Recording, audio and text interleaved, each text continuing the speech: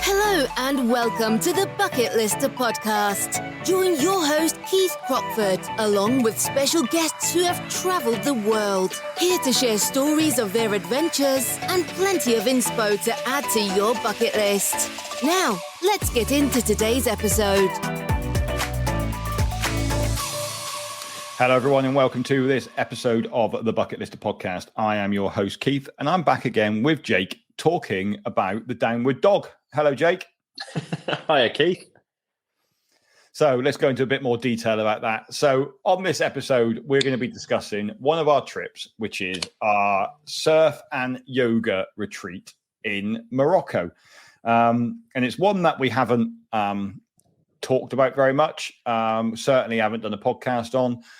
We thought it is such an amazing little trip that it deserves the right to join into our podcast. And we are going to do a quick chat on why we think people should add this amazing little trip to their bucket list. And I think it is just such a good little trip. I mean, we'll try and go into a little bit more detail than that. Yeah, podcast over. Thanks very much. Very quick podcast. Yeah, it's a great trip. It's a great little trip. Everybody should do it. The end. So we decided to put something together that was a little bit different. Lots of our trips are obviously in the mountains. Lots of our trips are, super adventurous. And I'm not saying that this trip isn't adventurous in any way, but there are levels. And as much as we advocate going to countries and trying to get the most out of them, we were just having a conversation about the fact that you might not necessarily want to go to a country multiple times. So we try and always fit in the best that country has to offer, so you don't feel like you always need to go back again. But Morocco is one of those destinations that you can go back and have a completely different experience and a completely different trip multiple times. So we've got a number of different Morocco trips. Some are in the mountains, some are in the desert. And obviously this trip that we put together is quite relaxing. It's, it's not in the mountains, it's not in the desert. It's completely different. It's a completely different experience.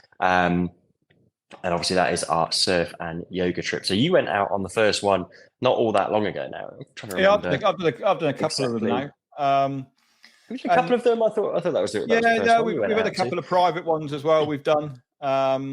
So yeah, I mean, I think Morocco is. We've discussed this so many times before that Morocco is such a great destination, super easy to get to, 3-hour flight, and this trip as a week-long trip is a great extra, I think, into your potential holiday list for the year. Generally Absolutely. We run them at the beginning of the year when the weather is not too great in the UK. So it's a bit of that winter sunshine. It's, when it's dark, cold, you're getting home from work at 5 and it's raining and you're all depressed. Like, this is the perfect time to go and head to the coast of Morocco. Well, the other one is you like starting off the year with a tan. I do is one of the reasons that you that we go out at the beginning of the year. To be honest, I'd rather not lose the tan and try and keep it all year, which is like my aim in life. But it certainly does help to head out there at the start of the year and top it up. But again, with all of our Morocco trips, we fly into Marrakesh, and we will have a night in Marrakesh before we head down to the coast. So for those people who have never experienced Morocco before, you still get another tick off the bucket list to go and do a Marrakesh tour. But then for those who have been to Marrakesh before, most people fall in love with the place and are happy to go back and do it again. And then we'll head down to the coast. It's about a 4-hour drive down to the coast to get to our destination, and the hotel that we use down there, which is a lovely 5-star hotel right on the beach, and is the perfect location really to stage this tour. Yeah, absolutely. So I suppose one of the things that has always been a question of mine then with this trip is, how is the day split. So do you do yoga every day for a couple of days and then you move to surfing? Do you do the surfing in the morning? Do you do the yoga? Like how do you fill the day? What do you get up to on a day-to-day basis? So we generally, there is one day when we head down to Essaouira and have a full day out in Essaouira where we sort of have a break from the surf and the yoga. But for the remaining of the time that we're there, every morning, included in the package that we offer, is a sunrise yoga session, and then a morning surf lesson. So kind of your mornings are pretty well organized for you whilst you're on the trip. And then the afternoons then are free time. There is another yoga session in the evening that you can book onto. You can book more surf lessons. You can hire a board and go out in the afternoons, or you can just chill out and, enjoy the facilities of the hotel and enjoy the sunshine and go from there. So, pretty much your mornings are covered. And then if you want to then do more in the afternoons, then you can do. Brilliant. So it's quite flexible then in terms of what people can choose to do, not choose to do. If you wanted to have a lie-in one morning, or you could get up early and go and do some. Yeah, I mean, obviously, if you decide that you don't want to get up and do yoga, there's no one forcing you to get up and do yoga. Like that's entirely up to you at the end of the day. But one would assume if you've booked to go on to a surf and yoga retreat, you're probably going to want to get up and do some yoga. I know you were at the front of the queue, weren't you? In your shorts and your first one there, mate. I really quite enjoy it. Like, actually, it's not something that I do all the time. But yeah, it was nice to get up in the morning and start your day off in that way. Like, I don't know yoga. I'm a complete beginner in terms of, I've done it a few times. I've been away on trips and they've had a yoga session and I'll take part, but I'm certainly not a yogi. But you definitely don't need to be a yoga expert on this trip, do you? You can come in with no experience, wanting to just try it for the first time. And if you have no experience, like when you are in the room, you will have a complete mix in the room of people who are at different levels. Like, it doesn't matter where you're coming into it at. Everything is designed so, if you can't touch your toes like me, it's not a problem. And you just do as much as you can of that stretch. There are some people who are, obviously they are there because they do yoga all the time and they're there for that reason. But if you've never done yoga before, then you can still partake and enjoy it and start your day off well in that sense. Quite a few of our group were going and doing the evening. So they do a sunrise session, they do a sunset session. Quite a lot of them would go and do both at one at sort of 5:30, and then one in the morning at 8 o'clock. So they get to do, they would go and do both because they really did enjoy it. Others, did the morning one, and then, they've done their yoga for the day. They've gone and done their surf lesson for the day after breakfast. And then in the afternoon, they sat by the pool and read a book, or went down to the beach and went for a swim, or, did what they wanted to do. So there's no fixed itinerary in terms of what you can do on this trip. That was perfect. And what else? Because I've seen some of the videos and of what you guys got up to and some of the things you get to experience. But it isn't just surf and yoga all day, every day, is it? There are other things that you got to experience and got to do that I actually didn't know about. I didn't realize that you were going to get to. Yeah. So like I say, one of the days we head for a day trip out to Essaouira. Again, it's somewhere we offer as an add-on to our Morocco trips. It's kind of a 2.5 hour drive up the coast. Lovely sort of seaside town, which has an old Medina part to it with, souks, a bit like Marrakesh. It's got kind of the modern mixed in with the old, which is really nice, proper old fishing port town. So we do that for a day.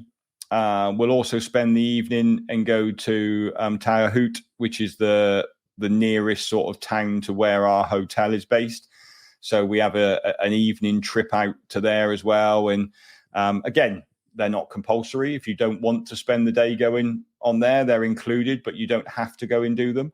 But it was kind of quite nice to go out for dinner in the local town and be somewhere different for dinner. But, I think the key thing with this is it doesn't really matter at what level you are at in your yoga or your surfing. If you are a complete beginner, you can come on this trip. If you've done some surfing before, you'll just go off with a different group. You don't have to start as a beginner. So there is a complete, you can be at any level you want to come and enjoy this trip. If you decide, actually, I just want to learn to surf, never done it before, perfect trip for you. You're going to get sort of 5 surf lessons out of it.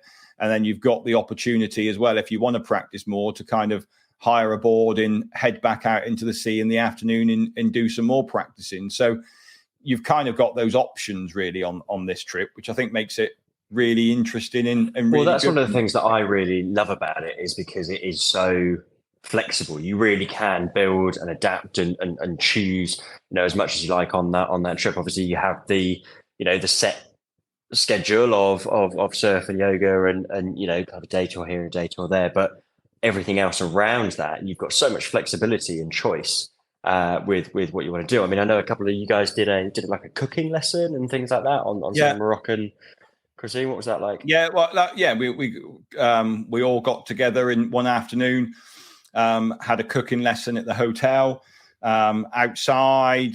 It was really nice. Got taught how to make a tagine.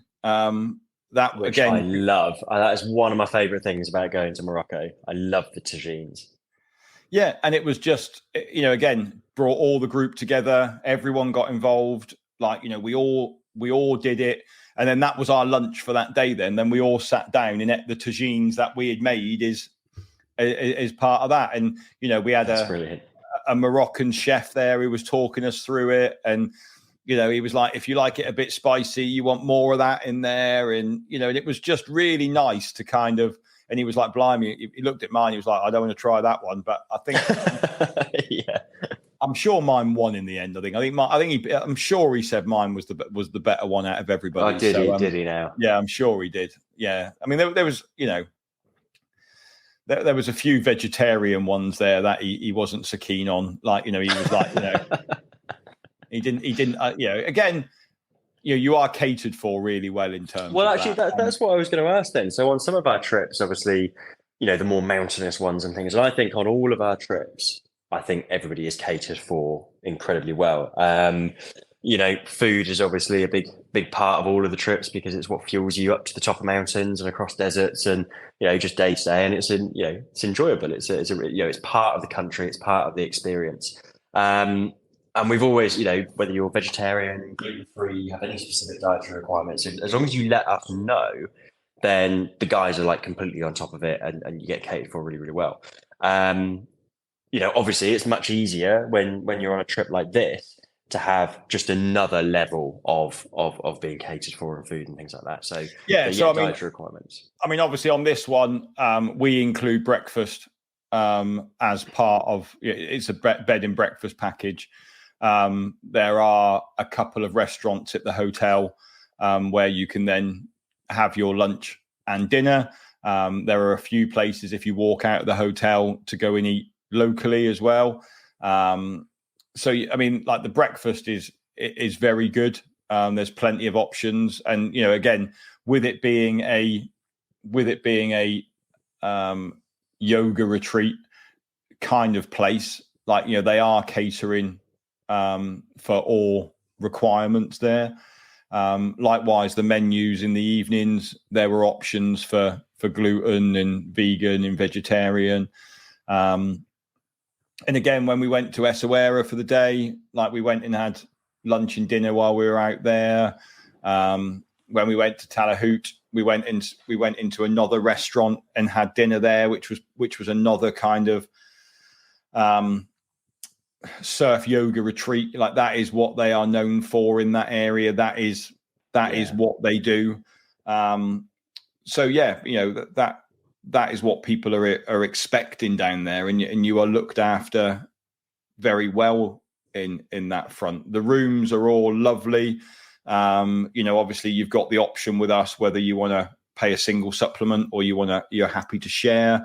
If you're sharing, everyone who had a room that was sharing were amazed at actually how big all the rooms are, kind of like apartments as opposed to rooms. Oh, okay. So they're all massive. You've got a seating area, you've got a kitchen area, you've got a breakfast bar, you've got a balcony, you've got your beds in there as well. So it is just a very nice, very easy trip to go and do. And, so many people always say, oh, I'd love to learn to surf. And we're sat there recording this on a bank holiday weekend in August, and I'm in North Devon with the rain lashing down, and it's a bank holiday weekend. Actually to go out there and do it in the sunshine is very nice. And I think there's a huge appeal to being able to go and learn those skills in that environment. If you've always wanted to pick up a new skill or a new hobby, like say surfing being one of them, why not do it in the lovely warm waters at in a really nice location? It's the same. This is a separate trip, obviously, but you're going to be heading out soon to do our diving trip in Gozo. I think if you want to learn to dive and you've always wanted to learn to dive, then why don't you tie it in with actually going somewhere and seeing things and all that sort of stuff. Tie it in with a holiday at the same time, and that's kind of what you get really with this trip, is to be able to tie it in with a holiday. So now the other thing I love about this trip is because lots of people, when they're looking at their annual leave, lots of people when they're looking at the time of year and what time they have available, not everybody is prepared to commit to a 3-week Everest base camp trip, or sort of like a 11-day Machu Picchu trip in that sense. And sometimes it feels a little bit far away. I was chatting to somebody only the other day, and we were talking about what trips they would like to come on. And they said, actually, for my first time sort of traveling, and they wanted to do it solo for various reasons. They were like, my first time traveling away from the family, I wouldn't want to go too far away. So I'm looking more at Morocco and things, but it is really, really convenient, and it's quite close. It's a short flight comparatively, for such a big culture shock to be able to go to Marrakesh and then obviously onwards onto the coast, learn a new skill, doesn't take up much of your time, and you've packed so much into it. That's what I feel. Yeah, no, exactly. You properly go through and have a nice experience that you don't feel rushed on. Traveling is super easy. You don't get that kind of impression. Like I've just come back from Tanzania. It was a long time to leave the hotel before I got into my house again. Like, you almost need a couple of days to recover from that. But you went and did a trip like this, and you actually felt like I had enjoyed the trip, and you could kind of you came back feeling relaxed. You came back feeling like you were ready to go back to work again. And it was brilliant from that perspective.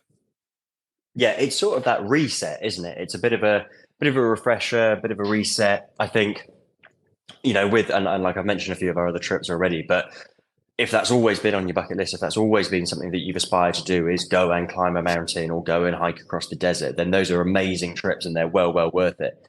However, you don't come back feeling as rested and recovered as you would do spending a week doing some surfing and taking yoga classes and things like that. It is a different type of trip. It's a different level of trip of enjoyment, and in terms of it's just different. And I think one of the funniest things that I get with all the groups that I take to Everest Base Camp is they come back and people will message them and go, "How's the holiday?"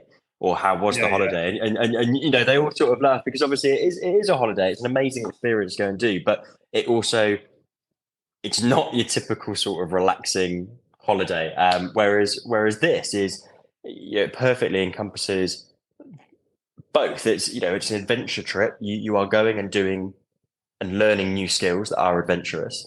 You've gone to a different country, you've gone to a different, part of the world. We've got incredible recommendations for going and exploring Marrakesh. So, you're almost getting a city tour as well as lots of other things. So it doesn't feel like too much of anything. And you come back feeling really fresh. But I think, the thing with it is, we have got, and we've used these words before, where you've got hard adventure and you've got soft adventure. Yes. This is definitely a soft adventure trip. You think of places like Cappadocia, again, a soft adventure trip. You think of Everest Base Camp, Island Peak, Kilimanjaro, they are hard adventure trips. And if you actually look through our list of trips, we've got, a nice split of soft adventure trips compared to harder adventure trips. Yeah, exactly. And if you're ever wondering who's going to be leading those trips, those soft adventures are usually Keith, and those hard adventures. Who's heading to Kili on Monday? Yeah. Oh, yeah, that's not you, is it? But in terms of, again, you could look at Cambodia, Vietnam, soft adventure trip, but still a long way to get there. Like, you are still traveling. There is still, whereas with this one, and part of me would say, like our whitewater rafting one in Morocco is a soft adventure trip. Yeah, it's sort of on the border, but I would say it falls. I mean, for some people who are scared of water, like it might feel like a hard adventure trip, whitewater rafting down a canyon. But, in terms of, I feel that it is more of a soft adventure trip than it is a hard adventure trip. I just think, in terms of, you could get away with this trip with 5 days annual leave. So therefore it fits in perfectly well, into your calendar of events. And I just think it's just such a nice one to add in as an extra solo travel trip if you wanted to go and do it. It's perfect to go and do it, with your partner, with your friend, but it's also fine to go and do it on your own, because you will be part of a group who will do it with you, and you'll enjoy those, learning to surf experiences, and, come out of the yoga session laughing because you couldn't get into it can be quite funny in those senses. Yeah, no, brilliant. Absolutely. Well, I think what I would like to say to anybody who is listening and, is maybe thinking about booking this trip, looking into this trip, maybe they want a bit more information, is that we've got so much information available on the website and things like that, but also really happy to chat about things like this. And, if you are listening, you do want some more information, like I say, we can either have a chat with you, we can send you some more things, or maybe we'll put on, if lots of people all comment, maybe we'll put on a little online talk or something like that. But there's loads and loads of options around it. Yeah, I think, I'll put a link to the trip in the show notes, so you can have a look at the itinerary. But if you do have any questions on this trip, and you do want a nice winter tan and learn to surf, then this could potentially be the perfect trip for you. But thanks ever so much for listening today. We thought it was a great trip to do a quick podcast on, just to kind of introduce. We are known for our mountaineering trips, but actually there are plenty of other things out there that you can do with the Bucket List Company that will still give you ticks off your ever increasing bucket list. So until next week, thank you very much. Thanks for listening to this episode of the Bucket Lister podcast. Be sure to click follow to be alerted for next week's episode. For more travel inspiration, check us out at www.thebucketlistcompany.co.uk or follow us on socials. See you next time.